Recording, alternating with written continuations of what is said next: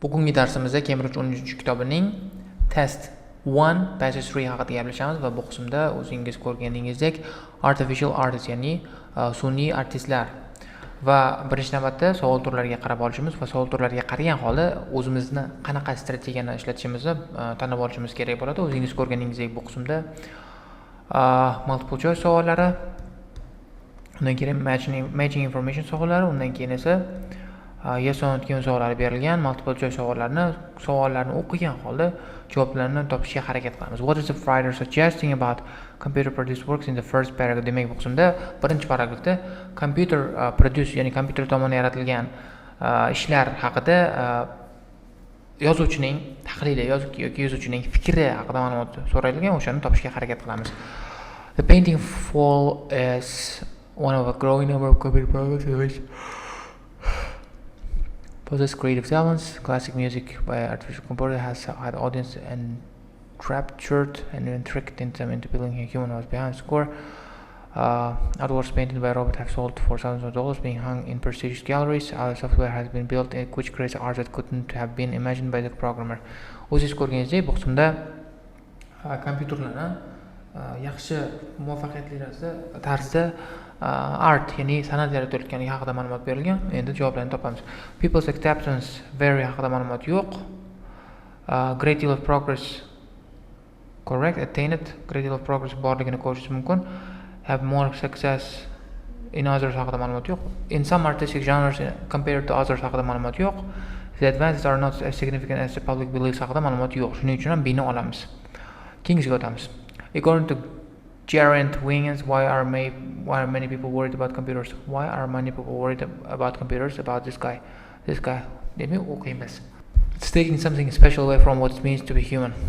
Deb o'qisumda Jahongir Ismatulleyevga ko'ra bu odamlarni qo'rqitar ekan va ularni qo'rqishining sababi bu ishlar, bu san'at asarlari odamiylik, ya'ni odam bo'lishdan qanaqadir maxsus, qanaqadir odamiylikka xos bo'lgan nimanidir olib qo'yayotgan bo'lishi mumkin. Aesthetic inferior haqida ma'lumot yo'q. Ultimately supersede human art haqida yo'q. Undermines fundamental human quality haqida ma'lumot bor. Deterioration of human ability haqida ma'lumot yo'q. O'z ko'rganingizdek, masalan, taking something special away from what it means to be human. Demak, o'shanda odamiylik, odam bo'lish haqidagi, odam bo'lish so'zidan nimadir olib qo'yayapti degan ma'lumotni o'z ko'rishingiz mumkin. Demak, bu fundamental odamiylik sifatini undermine qilar ekan, ya'ni yerga urar ekan. Sorry guys, I didn't want to do it. Keyingi so'zga ketamiz. What's the key difference between iron and painting full? Painting full va iron orasidagi farqlarni topishga harakat qilamiz. Iron mana some extent we're all familiar. The question is, where does the artist stop and creative computer begins? Considered one of the oldest machines. Aaron, a robot, has painting exhibited in London Tate. Aaron can pick up a paintbrush and paint on canvas on its own. Impressive perhaps, but still a little more than a tool to realize the programmer's own creative ideas. Painting full is keen to make sure his creation doesn't attract the same criticism. Unlike earlier artists such as Aaron, painting full only needs minimal direction and cannot come with its own concept of going online for material. On websites and through social media sites, it's now beginning to display kind of imagination too, creating pictures from scratch. Demak, bu sunda Aaron'ni ko'rganingizdek, Aaron faqatgina paintbrush bilan paintni oladida chida oladi, lekin bu sorry guys, I'm sorry. Programmistning o'zini kreativ fikrlarini realizatsiya qilish uchun ishlatadigan jihozdan boshqa narsa emas. Lekin painting fullda esa painting full faqatgina minimal direction xolida o'zi konsepsiyalar bilan o'zi kelib chiqib onlayn boradida hamma narsani o'zi topib oladi.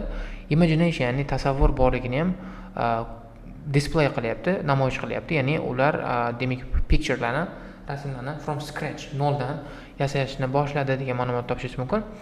Demak, bu qismda key difference programmer's background, ya'ni uni ishlab chiqqan programmistning backgroundi haqida ma'lumot berilmagan. Public response haqida ma'lumot bermagan. Source of subject matter haqida ma'lumot bor. Technical standard of output, technical standard haqida ma'lumot yo'q. Source of subject matter degani, demak, bu o'zini mavzusini qayerdan olyapti? Masalan, R&D creator, ya'ni programmistni creative ideyalar olingan bo'lsa, Paintingful'da o'zi internetdan olib, topib, social mediaga borib topyapti. O'shuning uchun ham C javobni olishimiz kerak bo'ladi bu qismda. Undan keyin, what point does Simon Colton make in first paragraph? First paragraph 4-chi paragraf o'qishimiz kerak. 1, 2, 3, 4 ni o'qiymiz. Mana Coltonni o'qiymiz, keyin tushunib topishga harakat qilamiz. Colton nima haqida gapirayotganligini. Argues that such reactions. Hop. One of his original works is a series of fuzzy landscapes depicting trees and sky. While some might say have a mechanical look, such reactions arise people's double standards towards software produced and human produced art. After all, he says, considers that painting will paint the landscape without referring to a photo. If a child painted a new scene from its hat, you would say it has a certain level of imagination. He points out the same should be true of machine. O'z ko'rganingizdek, bu qismda Colton aytibdi, sizlar qaraysizlarda bu original artga, o'sha kompyuter ishlab chiqqan original artga sizlar, bu mexanический ko'rinadi, bu kreativность emas, bu воображение emas, lekin xuddi o'sha yosh bola qilsa, oldin qilsa, san zo'r imagination bor, воображение bor deysan. Demak, bu qismda double standardlar degan bor. Masalan, ikki xil narsaga ikki xil standart bilan baho beryapsan, uni qilmas kerak degan ma'lumotni berishgan ekan. Xo'p. Software produced art often dismissed as childish and simplistic. Oddiy va yosh bolacha deb klassifikatsiya qilinishi, dismiss qilinishi haqida ma'lumot yo'q. Same concepts of creative shouldn't be applied to all forms of art. Demak, bunda bir xil kreativность konsepsiyalari hamma art formalariga bir xil tarzda qo'llanilishi, bir xil tarzda application qilinishi kerak emas degan ma'lumot yo'q. Unreasonable is to expect machine to be as imaginative as human beings. Demak, mashinalarni odamlar kabi воображение ega bo'lishini kutish haqida ma'lumot yo'q. People to judge computer art and according to different criteria. Bu ma'lumot bor, double standardlar ma'lumot bor. Demak, odamlar kompyuter bilan odamlar yaratgan artni turli xil kriteriya bo'yicha baholaydi degan ma'lumot bor. Buni topdik. Writer refers to the paintings of chair as an example of computer art which. Demak, bu qismda chairni topishimiz kerak, kompyuter artga qarashimiz kerak. Software bugs can lead to unexpected results. Software bugs and unexpected results. Some of the paintings, full painting of chair, came out in black and white thanks to technical glitch. Software, ya'ni programmada bo'ladigan bug, ya'ni koddagi buzilishlar yoki koddagi xatoliklar kutilmagan natijalarga sabab bo'lishi mumkin. Masalan, painting full yaratgan chair, ya'ni stulni rasmi oq-qora chiqib kelgan. Technical glitch, ya'ni texnik bug orqali, texnik o'sha problema orqali shunaqa kelib chiqqan. This gives the work an eerie, ghost-like quality. Human artists like renowned are lauded for limiting their color palette. So why should computers be any different? Demak, qismda achieves a particularly striking effect bor. Level of genuine artistic skill haqida ma'lumot yo'q. Resemblance of non artist haqida ma'lumot yo'q. Highlight the technical limitation haqida ma'lumot yo'q. O'zi ko'rganingizdek, striking effect hosil qilar ekan. Unexpected result keyword bu yerda, eerie ghost-like quality keyword bu yerda.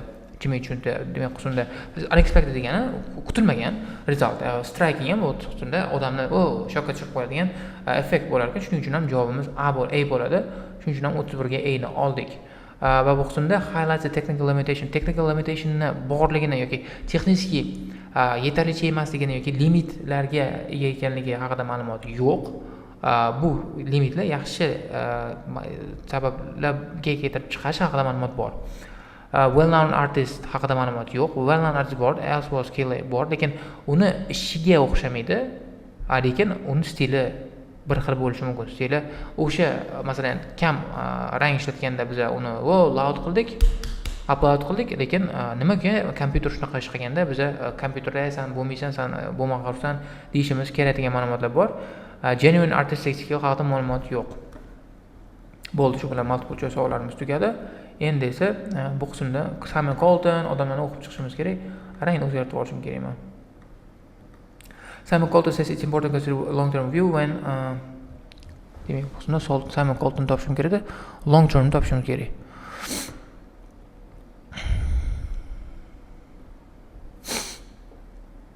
Researchers like Colton Domilovitz write to measure machine creativity directly to that of humans who have had millennia to develop our skills. Others are so fascinated by prospects of a computer might create something as original, subtle as our best artists.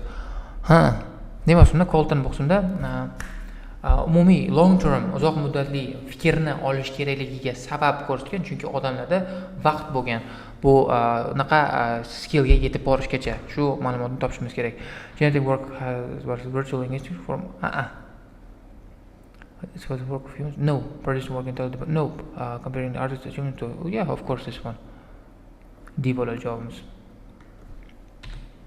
Demak, buxunda aytgan Right to measure machines creative directly that of human. Demak, o'shunda Colton aytayapti, biza o'sha mashinalarni kreativ, ya'ni kreativligini odamlarnikiga solishtirmasligimiz kerak, chunki odamlarga o'sha millionlab yil kerak. Milleniya degani bu yerda ming yilliklar kerak bo'lgan bu skilllarini, bu qobiliyatlarni rivojlantirishga degan ma'lumot berganligi sababli buni D deb olishga qaror qildik. Chunki bu Colton aytayapti, o'sha uzoq muddatli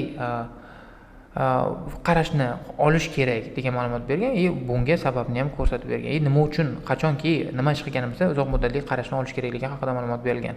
David Cobb's EMI software surprised people by. Demak, EMI software odamlarni surprise qilib qo'ygan. Nima uchun? Xo'p. Not only did create composition, but also that of most revered classical composer, including Bach, were moved to tears and even fooled classical artists into thinking they were hearing genuine Bach. O'z ko'rganingizdek, EMI faqatgina Cobbning stilidagi kompozitsiyalarni yaratmadi, balki butun klassik kompozorlar orasidagi eng kuchlilari Bach, Chopin, Chopin, Mozartlarni ularni yaratdi. Masalan, o'shanga o'xshagan, shundan farq qilmaydigan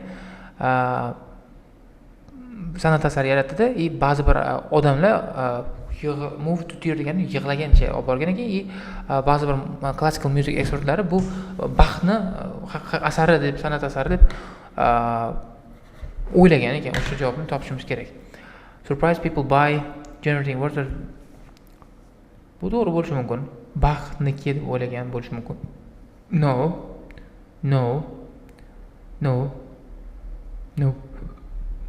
Demak, shunda javobimiz A bo'lar ekan. Chunki odamlarni surprise qilgan, chunki o'sha kompozitorlarni, o'sha eng mashhur klassik kompozitorlarni ishiga o'xshash kompozitsiyalar yaratganligi sababli odamlarni qilgan ekan, surprise qilgan ekan, odamlarni hayron qoldirgan ekan. Gerard Wiggins criticized for not, demak, shunda Wiggins Cobb degan mashinani nimadir qilmaganligi sababli kritikovat qilgan ekan. O'shani topamiz.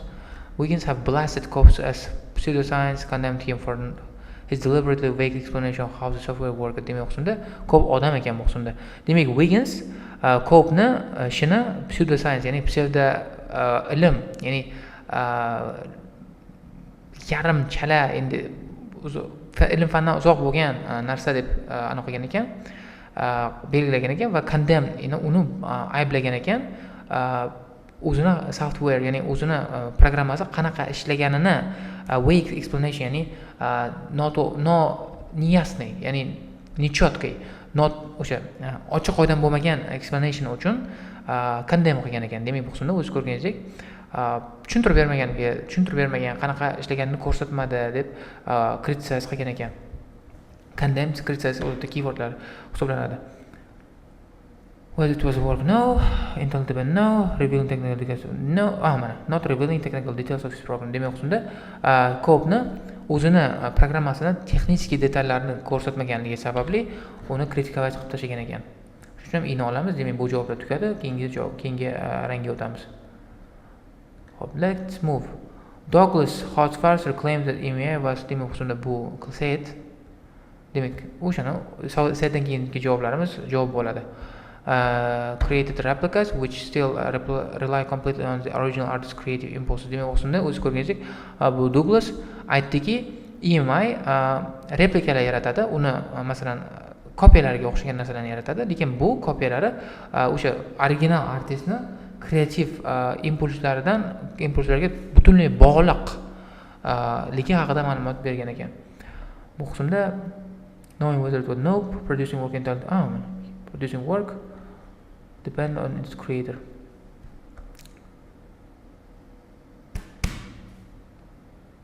C bo'lar ekan. Demak, o'z ko'rganingizdek, claim that EMI producing was the work entirely depend on the imagination of the creator. Demak, o'shunda kreatorni воображениясiga aloqador bo'lgan holda yoki воображениясidan tayangan holda ishlarni, bu san'at asarlarini yaratganligi haqida ma'lumotlar berilgan. O'sha uchun ham buni C qilib olishga qaror qildik. Keyingisiga o'tamiz.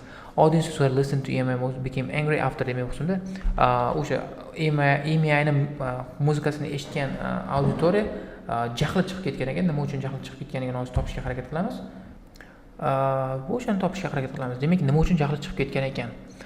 When audience found out that the truth, they were often outraged with scoffs. One music lover even tried to punch him. Demak, o'shanda auditoriya o'sha robotni eshitayotgan robotga o'sha kompyuter programmasi tomonidan yaratilgan kuyni, muzikani eshitganligini topib olgandan keyin g'azabi chiqib ketgan ekan. Yana bittasi uni urishga ham harakat qilib ko'rgan ekan. Urishga uringan ekan. No, discovering it was a product of computer program. Demak, o'shunda discovering mana keyword knowing, finding out keyword G bo'ladi javobimiz. O'z ko'rganingizdek, topib olgandan keyin, tushunib qolgandan keyin, demak, o'zi eshitayotgan o'sha muzika, ya'ni nima edi bu muzika? San'at asari bu odam tomonidan qilinmagan, balki